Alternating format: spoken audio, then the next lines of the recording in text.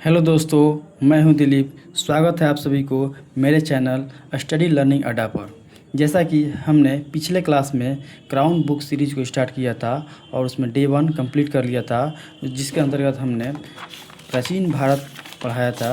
और प्राचीन भारत में हमने प्राचीन भारत के इतिहास के स्रोत के बारे में पढ़ा था, जिसमें हमने प्राचीन भारत के इतिहास के क्या क्या स्रोत हो सकते हैं, जैसे साहित्यिक स्रोत हुआ, कुछ पुरातत्विक स्रोत हुआ, उन सभी स्रोतों के बारे में पढ़े थे।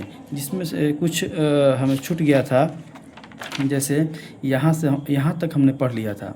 उसके बाद हमें अभिलेख के बारे में पढ़ना था। अभिलेख के बारे में विशिष्ट तथ्य क्या क्या है उसके बारे में पढ़ना था। जैसे रुद्रदामन का जूनागढ़ अभिलेख जो है ना, वो संस्कृत में भाषा में जारी किया गया था। अब यहाँ से स्टडी करते हैं हम। प्रथम अभिलेख माना जाता है, यह क्या है, जूनागढ़ अभिलेख जो है ना, संस्कृत भाषा में प्रथम अभिलेख माना जाता है। पुलकेशिन द्वितीय का ऐहोल अभिलेख, पुलकेशिन द्वितीय का ऐहोल अभिलेख जो उसके दरबारी कवि रविकीर्ति द्वारा रचित किया गया था। अशोक के प्रयाग पर स्तंभलेख, कारुवाकी एवं तीवर के उल्लेख मिलता है। अशोक ये याद रखना आपको कि प्रयाग पूछ देगा क्वेश्चन, प्रयाग स्तंभलेख किसके काल का है, तो अशोक का है। किसका है? अशोक का है। और इसमें किसका वर्णन किया गया है? कारुवाकी एवं तीवर का उल्लेख किया गया है। समुद्रगुप्त का प्रयाग प्रशस्ति लेख, प्रयाग प्रशस्ति लेख किसका है? समुद्रगुप्त का। रचना संदीप विराग हरिसेन ने। इसी प्रयाग प्रशस्ति अभिलेख की रचना किसने की थी? तो इसकी संदीप विराग हरिसेन ने रचना की थी। हरिसेन।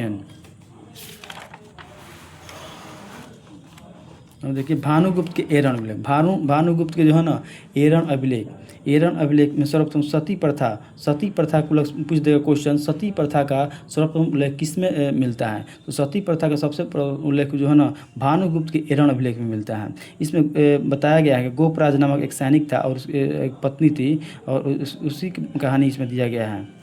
चंद्रगुप्त द्वितीय के उदयगिरी गुहालेख, अब पूछ जाएगा चंद्रगुप्त द्वितीय का कौन अभिलेख है? उदयगिरी गुहालेख। उसका उद्देश्य संपूर्ण पृथ्वी को जीतना था। चंद्रगुप्त द्वितीय का उद्देश्य था, उसमें बताया गया है कि चंद्रगुप्त द्वितीय ने संपूर्ण पृथ्वी को जीतने का उसने अपना उद्देश्य बना लिया था।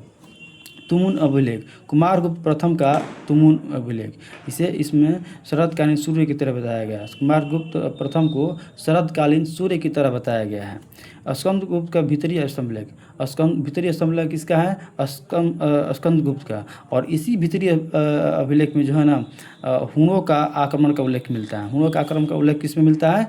तो भीतरी स्तंभलेख में। मंदसौर अभिलेख यशोधर्मन का है। मंदसौर अभिलेख किसका है? यशोधर्मन का है। यशोधर्मन को इसी अभिलेख में ना जनेंद्र कहा गया है। चंद्रगुप्त द्वितीय के विजय का वर्णन मेहरौली लौह स्तंभ में मिलता है। अब चंद्रगुप्त द्वितीय ने बहुत एक महान शासक थे, और इसके विजय का वर्णन मेहरौली लौह स्तंभ में देखने को मिलता है। आप देखते हैं, ये हो गया अभिलेखों की जानकारी से कुछ इतिहास के बारे में जानिए हम लोग। उसके बाद जानते हैं हम विदेशी राइटर थे, जो भारत में विदेशी आए थे और यहाँ पर कुछ किताब लिखे गए। उस किताब के माध्यम से भी इतिहास के बारे में कुछ जानकारी मिलता है। जैसे बोगज कोई जो है ना, यह एशिया माइनर मध्य एशिया है, बोगज कोई है। या प्राप्त संधि पत्र अभिलेख बोगज कोई से प्राप्त हुआ है। इसमें वैदिक देवता मित्र, वरुण, इंद्र और नक्षत्र के नाम उल्लेख मिलता है। हेलियोडोरस यूनानी राजदूत था। बेश नगर का गरुड़ स्तंभ लेख भागवत धर्म की जानकारी देता है। अब प्राचीन भारतीय इतिहास के आधुनिक जो आधुनिक लेखक थे, उसके बारे में देखिए हम जानते हैं क्या। 1776 ईस्वी में मनु स्मृति का अंग्रेजी अनुवाद ए कोड ऑफ जेंटू लॉज के नाम से कराया गया। 1776 में मनु स्मृति का अंग्रेजी अनुवाद जो है ना, ए कोड ऑफ जेंटू लॉज के नाम से किया गया था। सर विलियम जोन्स जो एशियाटिक सोसाइटी ऑफ बंगाल के संस्थापक थे, ने 1789 में अभिज्ञान शकुंतलम का अंग्रेजी में अनुवाद किया था। अभिज्ञान शकुंतलम का अंग्रेजी में अनुवाद सबसे पहले किसने किया था? एशियाटिक सोसाइटी के संस्थापक सर विलियम जोन्स ने किया था। विल्किंस ने 1785 में भागवत गीता अंग्रेजी में अनुवाद किया। विल्किंस ने क्या किया था? भागवत गीता का अंग्रेजी में अनुवाद किया था। विंसेंट आर्थर स्मिथ की पुस्तक अर्ली हिस्ट्री ऑफ इंडिया में प्राचीन भारत का सुव्यवस्थित इतिहास प्रस्तुत किया गया है। ब्रिटिश इतिहासकार A.L. बैसम ने वंडर दैट वाज इंडिया पुस्तक किसने लिखा था? तो A.L. बैसम ने। D.D. कौशाम्बी को कीर्ति है an introduction to the study of Indian history. प्राचीन भारतीय इतिहास जानने के उत्तम एक सबसे उत्तम स्रोत माना जाता है डी कौशाम्बी का, an introduction to the study of Indian history. अब देखते हैं कुछ महत्वपूर्ण रचनाएं और लेखक, कुछ महत्वपूर्ण रचनाएं और लेखक, और इससे भी क्वेश्चन हमेशा पूछता रहा। ये जो है ना, इसमें से एक नया क्वेश्चन देखने को मिल सकता है आपके एग्जाम में, इसलिए इसको आपको अच्छी तरह से ध्यान देना है और इसे याद करना है। जैसे मिताक्षरा, मिताक्षरा किसने लिखा है? विज्ञानेश्वर ने। मिताक्षरा। दाया भाग जीमूत वाहन। अभिज्ञान शकुंतलम बताया था अभी हम कालिदास के बारे में, ये अभिज्ञान शकुंतलम, मालविका रघुवंशम, ये कालिदास की रचना है। मुद्रा राक्षस देवी चंद्रगुप्तम, ये विशाख दत्त के हैं। मृच्छकटिकम शूद्रक का है। कामसूत्र वात्स्यायन का है। काव्य मीमांसा, कर्पूरी मंजरी, हर विलास, बाल रामायण, ये सभी राजशेखर की रचना है। हर्षचरित बाणभट्ट की रचना है। विक्रमांक देवचरित बिल्हण की रचना है। अमरकोश अमर सिंह, अमर से अमर सिंह। नवसा शंखचरित पद्मगुप्त का है। ललित विग्रहराज सोमदेव का है। प्रबंध चिंतामणि और सिद्धांत शिरोमणि, देखो याद रखना है इसमें कैसे, मणि दोनों में लगा है, मणि इसमें मणि, यह प्रबंध चिंतामणि है, यह सिद्धांत शिरोमणि है। तो प्रबंध आएगा तो मेरुतंग हो गया, और सिद्धांत शिरोमणि का भास्कराचार्य, सिद्धांत भास्कराचार्य, प्रबंध मेरुतुंग। मुसिक वंश अतुल। मिलिंद पन्हो नागसेन, मिलिंद पन्हो में नागसेन। बृहत संहिता वराहमिहिर की रचना है, बृहत संहिता वराहमिहिर। उत्तर रामचरित भवभूति। काव्य दर्शन दांडी। कुमारपाल चरित हेमचंद्र सूरी। गीत गोविंद जयदेव। चारू दत्त स्वप्नवास दत्ता भास की रचना है। पंचतंत्र विष्णु शर्मा, ये बहुत ही इम्पोर्टेंट है किताब, बहुत ही फेमस भी किताब है, पंचतंत्र विष्णु शर्मा की है। बुद्धचरित, सूत्रालंकार, ये दोनों अशोक घोष की रचना है। भागवत गीता महाभारत वेद व्यास की। भक्ति शतक भर्तृहरि का। दशावतार चरित क्षेमेंद्र। नीतिसार कामंदक। नाट्यशास्त्र भरत मुनि। रामायण वाल्मीकि। रामचरितमानस गोस्वामी तुलसीदास। बृहद कथा कोश हरिशेन। शिशुपाल वध माघ। संगीत रचनाकर सारंगदेव। सुश्रुत संहिता सुश्रुत ने, सुश्रुत से नाम होता है, सुश्रुत है यहाँ पर। सहस्त्रिका नागार्जुन। सतसई बिहारी। हितोपदेश नारायण भट्ट। कीर्ति कौमुदी सोमेश्वर। गार्गी संहिता कात्यायन। यह गार्गी संहिता याद रखना एक ज्योतिष ग्रंथ है, और इसने किसने रचना किया है? कात्यायन ने। और यहाँ से हम लोग अब ख़त्म हो गया ये प्राचीन भारत के इतिहास के स्रोत जो था, ये टॉपिक जो है ना हमारा ख़त्म हो चुका है। अब हम नए टॉपिक में प्रवेश करेंगे, और जिसका नाम होगा प्रस्तर युग, यानी आदिम आदिम मानव जो पहले के मानव सबसे पहले यहाँ पर आए पृथ्वी पर, उसके बारे में स्टडी करेंगे। वो कैसे थे, उसके कालों के बारे में पढ़ेंगे, किस काल में कैसे कैसे मानव का विकास हुआ है, उसके बारे में देखेंगे। सबसे पहले प्रस्तर युग जो है ना, एक ऐसा युग था जिसमें कोई लिखित सामग्री उपलब्ध नहीं था। उस समय कोई लिखित सामग्री उपलब्ध नहीं था, और केवल पुरातात्विक स्रोतों के आधार पर ही उसे खोज किया गया है उस काल के बारे में। मनुष्य को दो भागों में विभक्त किया गया है, एक पाषाण युग, धातु युग। एक पाषाण यानी पत्थर के युग के काल के मनुष्य होते हैं, और एक धातु के युग। तो अब देखते हैं दोनों के बारे में विस्तार से स्टडी करेंगे। इतिहासकारों के अनुसार इस सभ्यता का उद्भव एवं विकास प्रतिनूतन काल, प्रतिनूतन यानी इसको इंग्लिश में याद करना प्लीस्टोसीन काल में इसका उद्भव एवं विकास हुआ है। अब देखिए प्रस्तर युग को 3 भागों में बांटा गया है। एक है पूरा पाषाण काल, दूसरा है मध्य पाषाण काल, तीसरा है नव पाषाण काल। पूरा पाषाण काल में मानव कैसे थे? पूरा पाषाण के मानव जो है अखेटक थे, खाद्य संग्राहक थे। यानी अखेटक मतलब होता है शिकार करते थे, शिकार कर करके पशुओं को मार कर अपना भोजन उपलब्ध करते थे और उसी को खाते थे। और खाद्य संग्राहक थे, जो भी जंगल में कंदमूल साग सब्जी कुछ भी दिखाई देता था उसको खा लेते थे वो लोग, फल फूल ये सब खाते थे। मध्य पाषाण काल जैसे ही आया तो उस समय वो मानव जो है अखेटक ही था, यानी शिकार करके पशुओं को मार कर खाना खाते थे। और इसमें परिवर्तन क्या हुआ, ये पशुओं को पकड़कर पालने लगे थे, पशुओं को पकड़ कर पालने लगे थे। पालेंगे तो क्या, उससे दूध मिलेगा, जैसे गाय भैंस, इससे क्या हुआ, उससे दूध भी मिलने लगा, यानी एक खाने का सामान एक और मिल गया। अब जैसे जैसे आगे आया काल नव पाषाण एक क्रांतिकारी काल रहा है, मानव के लिए एक क्रांतिकारी काल के रूप में नव पाषाण काल को माना जाता है, क्योंकि सबसे पहले मानव ने खाद्य का उत्पादन किया, यानी कृषि का आरंभ यहीं से शुरू हो रहा है। कृषि का आरंभ शुरू हुआ, इसका मतलब यह हुआ कि मानव ने कृषि करना स्टार्ट कर दिया है, यानी मानव एक स्थान पर स्थायी रूप से बसना अब यहीं से शुरू कर दिया है। और यहीं से यही काल जो है ना मानव की सभ्यता के सबसे क्रांतिकारी काल माना जाता है। अब इस सभी कालों को हम विस्तार से स्टडी करेंगे।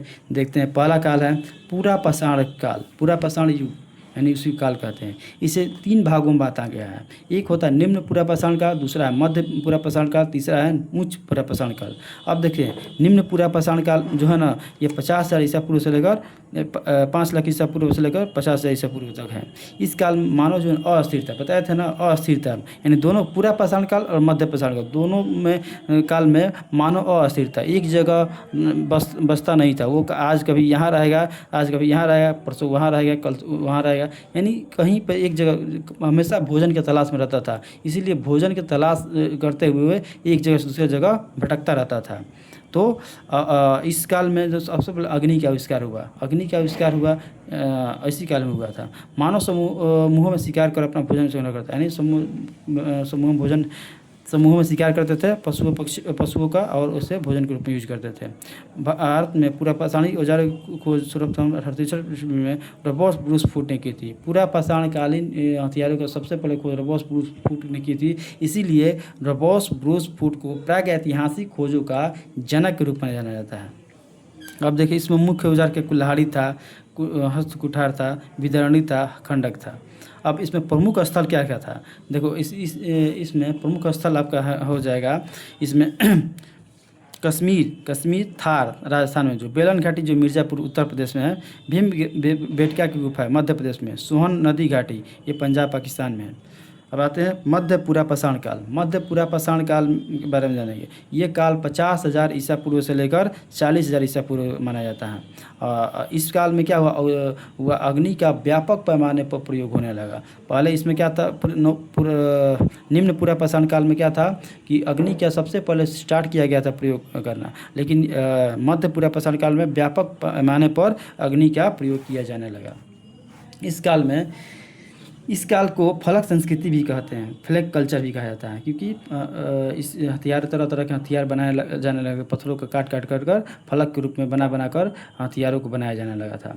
इस काल में पत्थर के गोले भट्टिकाश उद्योग वस्तुओं का निर्माण हुआ। मुख्य औजार इसमें फलक, वेदानी, छेदनी, खुरचनी ये सब था। प्रमुख स्थल नेवासा महाराष्ट्र में जो है, मिर्ज़ापुर उत्तर प्रदेश में, उड़ीसा, और ये सब प्रमुख स्थल हैं। अब आते हैं उच्च पूरा पाषाण काल। उच्च पूरा पाषाण काल जो है ना 40,000 ईसा पूर्व से लेकर 10,000 ईसा पूर्व तक की अवधि को हम लोग उच्च पूरा पाषाण के रूप में जानते हैं। इस काल में 2 विशेषताएं थी, एक नए चकमक उद्योग एवं आधुनिक मानव का उदय। ये इंपॉर्टेंट है, याद रखना है इसको। आधुनिक मानव का उदय सबसे पहले कब हुआ था, तो याद रखना है तुम्हें, ये उच्च पूरा पाषाण काल में हुआ था। और सबसे पुरानी चित्रकारी के प्रमाण भीमबेटका इसी काल के हैं, यानी सबसे पुरानी चित्रकारी का प्रमाण कहाँ से मिलता है, भीमबेटका की गुफा से मिलता है। प्रमुख औजार इसमें क्या था, फलक, तक्षणी, सल्क। इसका प्रमुख स्थल क्या था, बीजापुर, इनाम गांव कहाँ पर है, महाराष्ट्र, याद रखना है। बेलन घाटी भी बताए थे, उत्तर प्रदेश में है। अब आते हैं मध्य पाषाण काल। मध्य पाषाण काल जो 9,000 ईसा पूर्व से लेकर 4,000 ईसा पूर्व माना जाता है। आदमगढ़ यानी मध्य प्रदेश में है, जो आदमगढ़ बागोर राजस्थान में है, पशुपालन के प्राचीनतम साक्ष्य मिले हैं। पशुपालन के प्राचीनतम साक्ष्य मिले हैं, यानी कि पहले बता चुके हैं, यहाँ पर बताए थे कि आखेटक मध्य पाषाण काल में मानव जो है ना आखेटक थे और पशुपालक भी थे, यानी पशुओं को पकड़ के पालने लगे थे। यानी ये प्रमाण जो है ना आदमगढ़ से मिलता है। आदमगढ़ जो मध्य प्रदेश में है, बागौर जो राजस्थान में है, यहाँ से हमें प्रमाण मिलता है कि मानव उस मध्य पाषाण काल में पशुओं को पालने लगे थे।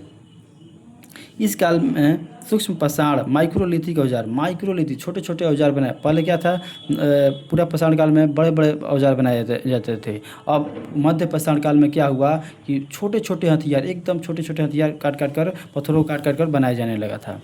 इसमें क्या प्रमुख स्थल है, आपको मेन स्थल बता दे रहे हैं, इसमें याद रखना है। उत्तर प्रदेश के याद कर लीजिए, महागढ़ मेजा 2 है। सराय नहार प्रतापगढ़ यूपी में ही। अब बिहार का जरूर, बिहार के एग्जाम के लिए बहुत इंपॉर्टेंट होता है, बिहार का याद रखना। पायसारा याद रखना, मुंगेर में। पायसारा कहाँ पर है, मुंगेर में है। और एक और हो गया मुंगेर में, और एक और है स्थल जो पैसारा मुंगेर हो गया, और एक शनिवार है रोहतास में, जो शनिवार है जो है ना वो रोहतास में, ये 2 चीज़ याद रखना है। शनिवार रोहतास में है और पैसारा है सारण में है। ठीक है, अब देखते हैं आगे बढ़ते हैं। ये है नवपाषाण काल। नवपाषाण काल जो है ना 9000 ईसा पूर्व से लेकर 700 ईसा पूर्व तक अवधि को माना जाता है, नवपाषाण काल की अवधि। इस काल में देखिए यहाँ से खेती करना प्रारंभ हुआ है और इसी काल को क्रांतिकारी काल माना जाता है। इसके बारे में हम डिटेल से जानेंगे। इसमें याद रखना है आपको 2 स्थल को याद रखना है प्रमुख रूप से। चिरांद जो सारण में है और शनिवार जो रोहतास में है। बस ये 2 चीज़ याद रखना है, बिहार के एग्जाम के लिए काफ़ी है, ये बहुत इंपॉर्टेंट है। अब आते हैं प्रागैतिहासिक मानव द्वारा प्रयोग में लाई जाने वाली पहली धातु कौन थी। ये बहुत इंपॉर्टेंट क्वेश्चन है, याद रखना है। प्रागैतिहासिक मानव द्वारा सबसे पहले प्रयोग में लाई जाने वाली धातु कौन है, तांबा। ये चीज़ को याद रखना है, तांबा जो है ना प्रागैतिहासिक मानव द्वारा सबसे पहली धातु है प्रयोग में लाई जाने वाली। और ये बहुत सारी संस्कृतियाँ हैं, देखिए ये सब, ये उतना इम्पोर्टेंट नहीं है, लेकिन इसमें से जोरवे संस्कृति याद रखना है। ये 1500 से लेकर 900 ईसा पूर्व में हुई थी ये जोरवे संस्कृति। अब आते हैं नवपाषाण काल में कुछ विशिष्ट तथ्य है, उसके बारे में देखते हैं। मेहरगढ़ पाकिस्तान का बलूचिस्तान क्षेत्र है। मेहरगढ़ पाकिस्तान का बलूचिस्तान क्षेत्र है। वहाँ से गेहूँ और जौ की खेती तथा भेड़ एवं बकरी का पालन प्रारंभ करने का साक्ष्य मिला है। कोल्डिहवा इलाहाबाद में, कोल्डिहवा जो इलाहाबाद में है, विश्व में चावल के उत्पादन का प्राचीनतम साक्ष्य यहीं से प्राप्त हुआ है। बुर्ज होम जो है ना, यहाँ पर हड्डी के औजार मिला है, गर्तावास मिला, गड्ढा घर भी मिला है। और यहीं से बुर्ज होम से ही मालिकों के साथ साथ उसके पालतू पशु थे, कुत्ते थे, उन लोगों को दफनाया गया था। यहीं से साक्ष्य मिला है, बुर्ज होम से ही। गुफकराल कुम्हार की गुहा कश्मीर में है, जो यहाँ से पशुपालन और कृषि दोनों कार्य करते थे, इससे ये जानकारी मिला है। चिरांद जो सारण बिहार में है, यहाँ पर हड्डियों के औजार प्राप्त हुए हैं, विशेष रूप से हिरण के सींगों से हथियार बनाए गए थे, वो जानकारी मिला है। सर्वप्रथम इसी काल में कुत्ते को पालतू बनाया गया। ये भी इम्पोर्टेंट पॉइंट है, याद रखना है। सर्वप्रथम कुत्ते को इसी काल में, नवपाषाण काल में ही कुत्ते को पालतू बनाया गया था। कुंभकारी सबसे पहले इसी काल में मिलती हैं, जिसमें बर्तनों में पॉलिशदार काला मृदभान, दूसरा मृदभान और चटाई की छाप वाले मृदभान प्रमुख हैं। पिकली हल कर्नाटक में जो है, यहाँ के निवासी पशुपालक थे। यहाँ पर राख के ढेर एवं निवास स्थान दोनों मिले हैं। पिकली हल याद रखना है, पूछते हैं कहाँ पर है ये स्थल, तो पिकली हल याद रखना है कर्नाटक में है। ये क्वेश्चन इंपॉर्टेंट है, आ सकता है एग्जाम में। मनुष्य ने एक स्थान पर अस्थायी रूप से रहना नवपाषाण काल में प्रारंभ किया है। क्योंकि कृषि का आविष्कार इसी काल में हुआ और पशुओं को पालना स्टार्ट किया। अतः यहीं तक हम लोग इस सेशन को अंत करते हैं। ये आज हम लोग आदि प्रस्तर युग के बारे में पढ़ा, और अगले सेशन में हम सिंधु घाटी सभ्यता को स्टार्ट करेंगे। और ये जितना पढ़ाए हैं उस सबको एक बार रिवाइज कर लीजिएगा। ये बहुत ही इम्पोर्टेंट दोनों सेशन था आपका, और जो कि आने वाले एग्ज़ाम में 1-2 क्वेश्चन, 2-3 क्वेश्चन इसमें फिक्स रहेगा, जो भी इतिहास की इम्पोर्टेंट कह सकते हैं पॉइंट। अतः आप सभी इस वीडियो को दोबारा देखिएगा और इसे शेयर करिएगा बहुत सारा प्लेटफॉर्म पर। ठीक है, धन्यवाद। अगले सेशन में मिलते हैं। धन्यवाद। मेरे चैनल को लाइक और सब्सक्राइब कर लीजिए। ठीक है, धन्यवाद।